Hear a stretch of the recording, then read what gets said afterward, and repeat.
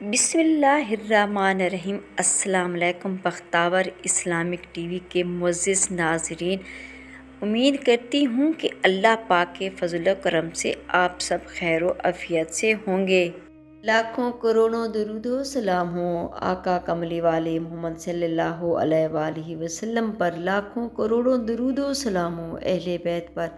Video شروع کرنے سے پہلے میری چھوٹی سی آپ سے گزارش ہے کہ ایک بار درود پاک پڑھ کر نبی کریم صلی اللہ علیہ وسلم کی خدمت میں پیش کریں۔ آج جمعرات کا دن ہے، رمضان المبارک کا 24واں روزہ ہے۔ اسی حوالے سے ایک بہت مجرب وظیفہ لے کے آپ کی خدمت میں حاضر ہوئی ہوں۔ میری پیاری بہنوں، ہم میں سے کوئی بھی کسی کی محتاجی پسند نہیں کرتا اور نہ ہی کسی کا محتاج ہونا چاہتا ہے۔ ویسے تو ہم سب اللہ تعالیٰ کے محتاج ہیں، جس نے ہمیں بے شمار نعمتیں عطا کی۔ انسان اگر ان کو گننے لگ جائے تو ان کی ساری زندگی ختم ہو جائے، لیکن اس کی نعمتیں ختم نہ ہوں، اور ہمیں ویسے بھی کسی بھی انسان کی محتاجی سے بچنا چاہیے۔ اللہ تعالیٰ ہم سب کو اس کے بارے میں اپنے حفظ و امان میں رکھے اور اللہ تعالیٰ ہم سب کو کسی کا محتاج نہ بنائے۔ میری پیاری بہن، غربت کے خاتمے کے لیے وسائل اور مال و دولت چاہیے، تو انشاءاللہ عزیز آج انتہائی آسان اور مختصر سا وظیفہ لے کے آپ کی خدمت میں حاضر ہوئی۔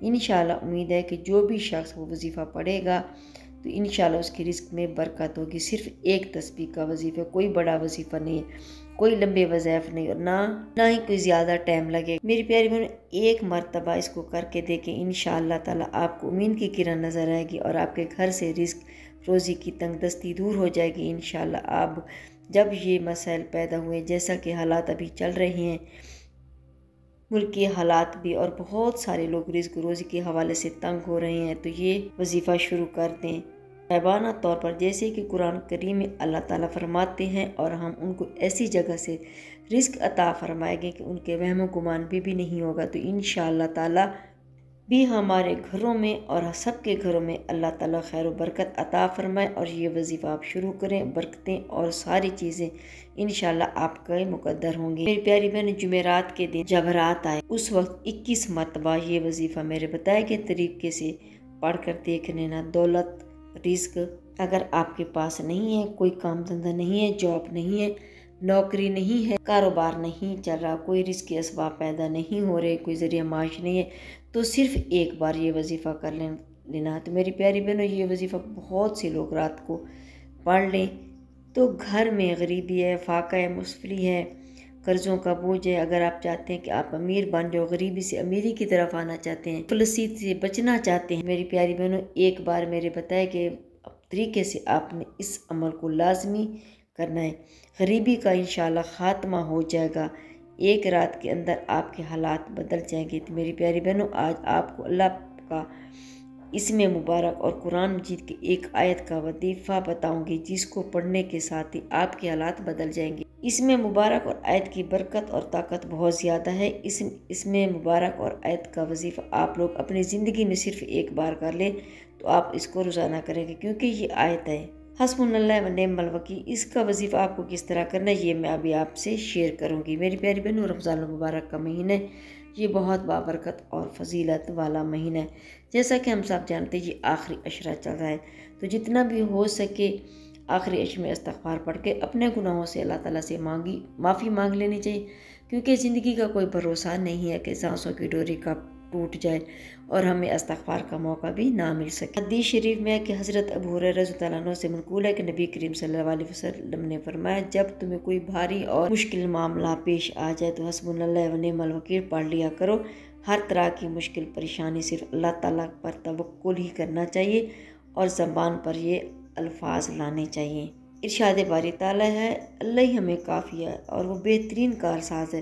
حضرت ابن عباس رضی اللہ عنہ کا بیان ہے کہ حسبنا نعم الوکیل بہت فضیلت والا ہے، جس مقصد کے لیے بھی، جس حاجت کے لیے اس کو پڑھا جائے تو اللہ تعالیٰ فوراً سے پہلے اس کی تمام حاجات کو پورا کر۔ یہ کلمہ حضرت ابراہیم علیہ السلام نے اس وقت کہا تھا جب انہیں آگ میں ڈالا گیا، تو اللہ تعالیٰ نے اس آگ کو ٹھنڈا کر دیا اور سلامتی والا بنا دیا۔ اور یہی کلمہ حضرت محمد صلی اللہ علیہ وسلم نے اس وقت کہا تھا جب لوگوں نے کہ کفار نے آپ کے مقابلے میں لشکر تیار کیا، تو اس ڈر سے ڈرو، مگر اس سے آپ کے ایمان میں اور بھی اضافہ ہو گیا، اور آپ نے فرمایا کہ ہمیں اللہ ہی کافی ہے اور وہ بہت اچھا کارساز ہے۔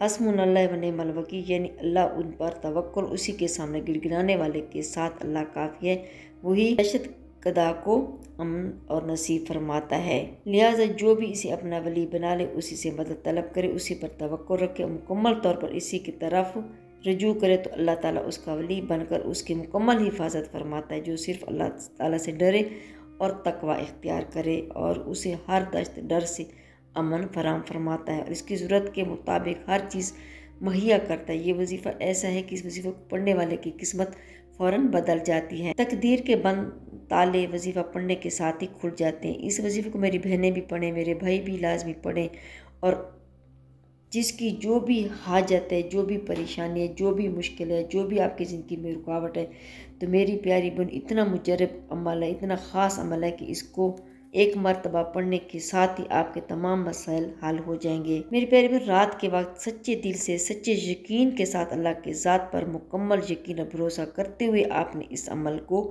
کرنا ہے، تو دولت ان پر مہربان ہو جاتی ہے جو اللہ تعالیٰ کی ذات پر توقع رکھتے ہیں، یقین اور بھروسہ کرتے ہیں۔ میری پیاری بہن، جب رات کا وقت ہو جائے تو میری پیاری بہنوں، عشاء کے بعد سے لے کر نماز فجر سے پہلے کسی بھی وقت آپ لوگ یہ عمل پڑھ لینا۔ وظیفہ میرے بتائے گئے طریقے کے مطابق ہی آپ نے کرنا ہے۔ یہ ایک ایسا وظیفہ ہے کہ راتوں رات آپ کے قرض ادا ہو جائیں گے۔ اگر آپ چاہتے ہیں کہ آپ کے اوپر جو بے شمار قرض ہے اس سے آپ فوری طور پر نجات حاصل کرنا چاہتے ہیں، جتنے بھی آپ کو پیسوں کی ضرورت ہے، آپ کو دولت کی ضرورت ہے، اتنے پیسے بلکہ کہیں اس سے زیادہ اللہ آپ کو عطا کرے گا۔ آپ کو قرضداروں کے اپنا قرض بھی ادا کریں گے۔ اگر آپ کے گھر کے حالات خراب ہیں تو انشاءاللہ حالات بھی اچھے ہو جائیں گے، آپ کی قسمت بدل جائے گی۔ پوری زندگی میں چاہو تو صرف ایک رات کو یہ عمل کر لینا، جمعرات کی رات کو اس عمل کو آپ نے لازمی کرنا ہے۔ آپ کا گھر نہیں ہے تو اس کے لیے کریں، اگر آپ کی نوکری نہیں ہے تو اس کے لیے کریں، میاں بیوی میں محبت نہیں ہے، لڑائی ہے، جھگڑا، تو جو بھی آپ کا مقصد ہے آپ اس عمل کو کریں۔ عمل کو کرنے سے پہلے سب سے پہلے آپ نے نیت کرنی ہے۔ میری پیاری بہن، اگر آپ کے گھر میں کوئی بیمار ہے تو آپ اس کے لیے بھی اس عمل کو کر سکتے ہیں۔ اگر آپ کی اولاد نہیں ہے اس کے لیے کر سکتے ہیں۔ بچیوں اور بچوں کی شادیوں کا کوئی مسئلہ ہے، اپنا ذاتی شادی کا مسئلہ ہے تو انشاءاللہ وہ بھی حل ہو جائے گا۔ بس آپ نے نیت اپنے مسئلے کے لیے کر لینی ہے، جو بھی آپ کا مسئلہ، جو بھی حاجت ہو کہ نیت کرنا چاہتے ہو تو نیت کے بعد ہی آپ نے اس عمل کو کرنا ہے۔ پیاری بہنوں، جب تک آپ نیت اور سکون اور اطمینان کے ساتھ اور یقین کے ساتھ عمل کو نہیں کریں گے اس وقت عمل اثر نہیں کرے گا۔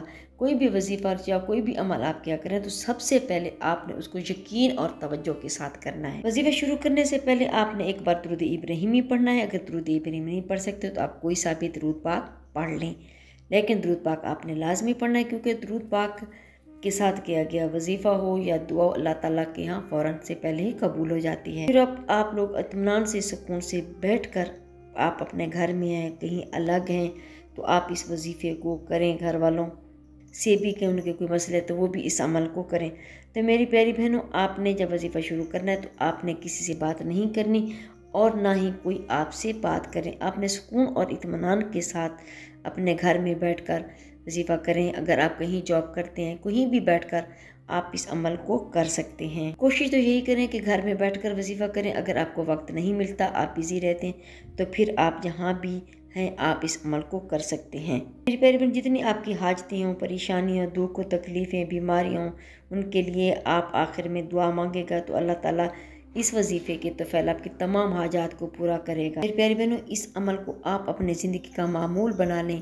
جب بھی آپ کو کوئی پریشانی ہو، کوئی مسئلہ، تو آپ اس کو لازمی پڑھ لیجئے گا، تو انشاءاللہ جو بھی آپ کا مسئلہ ہوگا، جو بھی آپ کی زندگی میں رکاوٹ ہوگی، تو انشاءاللہ وہ حل ہو جائے گی۔ پیاری بہنوں، آپ کو 3 وظائف پڑھنے ہیں، بڑے آسان وظائف ہیں، بڑے مجرب وظائف ہیں۔ درود پاک پڑھنے کے بعد سب سے پہلے نمبر پر جو آپ نے وظیفہ پڑھنا ہے، جتنی تعداد میں آپ کو بتاؤں گی ویسے آپ نے اسے نہ کم پڑھنا ہے نہ ہی زیادہ پڑھنا ہے، کیونکہ جتنی اس کی تعداد اتنی ہی تعداد آپ نے پڑھنی ہے۔ تسبیح کے دانہ پہ بھی پڑھ سکتے ہیں، ہاتھ کی انگلیوں پر بھی آپ پڑھ سکتے ہیں، جسی طرح آپ کو آسان لگے آپ نے اس کو پڑھنا ہے۔ پیاری بہنوں، سب سے پہلے جو آپ نے پڑھنا ہے وہ یا وکیلو یا وکیلو، یہ وظیفہ آپ نے 11 مرتبہ پڑھنا ہے۔ جب یا وکیلو پڑھ لو تو اس کے فوراً بعد اسی وقت آپ لوگ استغفار ایک بار پڑھیں، پھر دوسری بار پڑھیں استغفر اللہ، پھر تیسری بار پڑھیں استغفر اللہ۔ آپ کو استغفار 11 مرتبہ پڑھنا ہے۔ اب آپ کو کیا پڑھنا ہے یہ سمجھ لیں۔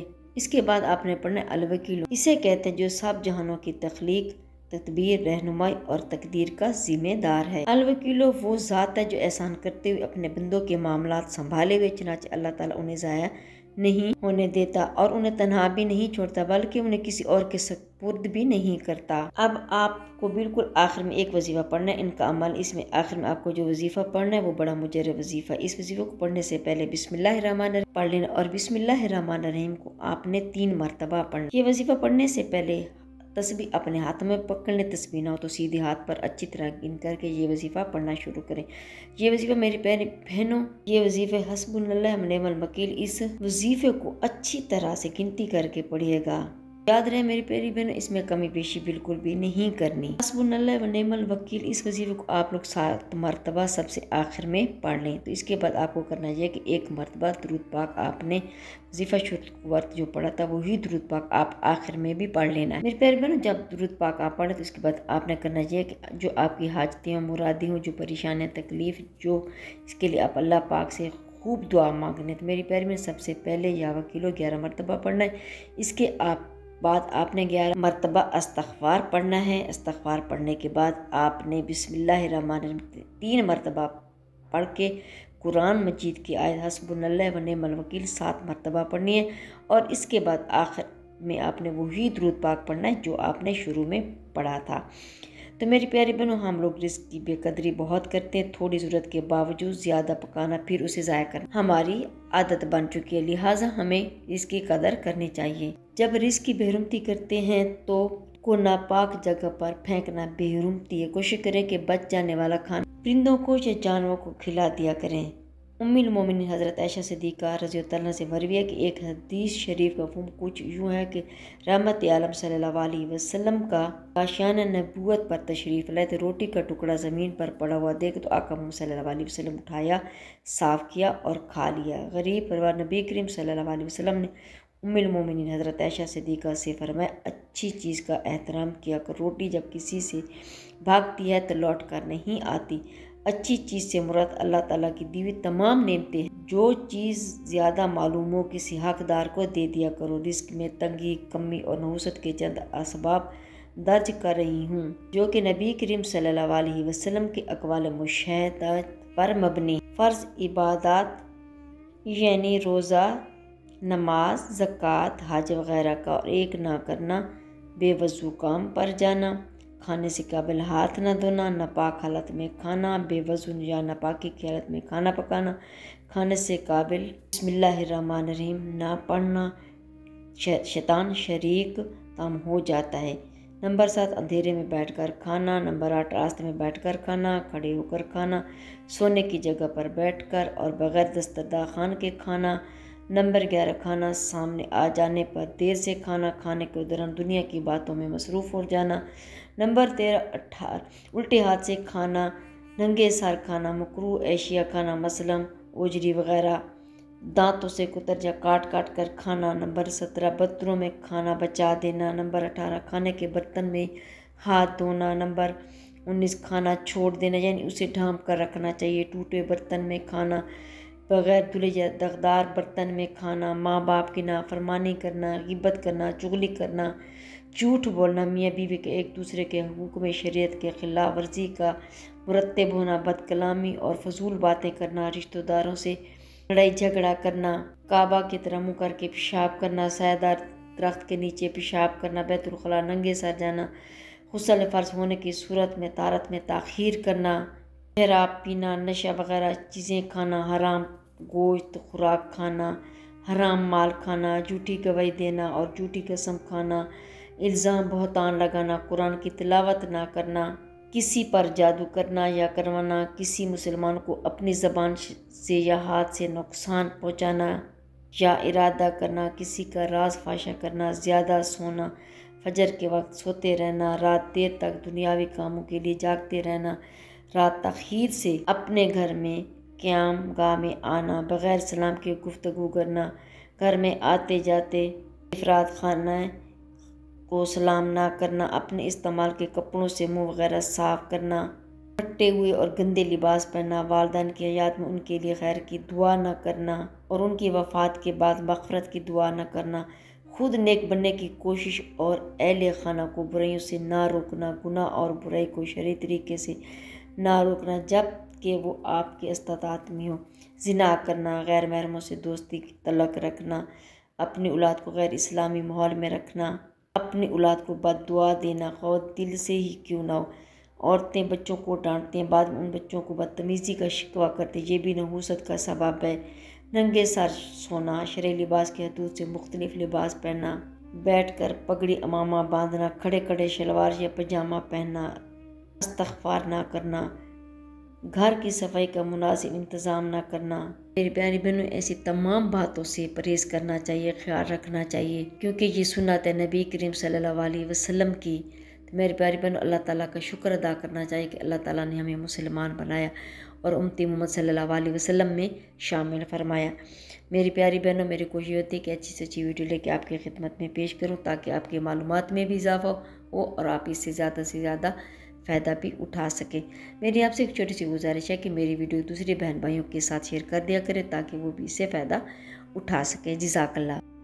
اگر میری آج کی ویڈیو آپ کو اچھی لگی ہو تو لائک کریں، شیئر کریں، سبسکرائب کریں، بیل آئکن کو پریس کریں تاکہ ہر آنے والی میری ویڈیو آپ تک بآسانی پہنچ سکے اور میری حوصلہ افزائی ہو۔ فی امان اللہ۔